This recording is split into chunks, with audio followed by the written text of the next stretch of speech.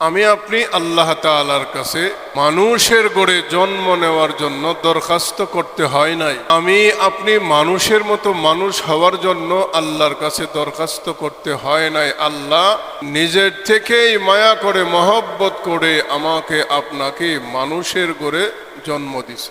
সর্বশ্রেষ্ঠ মাখলুক হিসাবে আমাকে আপনাকে আল্লাহ তাআলা ঘোষণা করেছেন। সুবহানাল্লাহ। এজন্য আমি এমনভাবে চলতে হবে, এমনভাবে আল্লাহর হুকুম মানতে হবে, আল্লাহর বিধানে চলতে হবে, আল্লাহর নিষেধ থেকে বেঁচে থাকতে হবে, যেন আল্লাহ আমার প্রতি আপনার প্রতি সকলের প্রতি রাজি এবং খুশি থাকে। চাইলেও বান্দাকে শান্তি দেয়, রিজিক দেয়, না চাইলেও আল্লাহ তাআলা শান্তি দেয়, সুখ দেয়, রিজিক দেয়। আমি যখন বিপদে পড়ে যাব, আমি আল্লাহর কাছে চাইলেও আল্লাহ আমার এই বিপদ থেকে উদ্ধার করে, অর্থাৎ আমি চাইতে হয় না, আল্লাহ তাআলা আমাকে দিয়ে দেয়।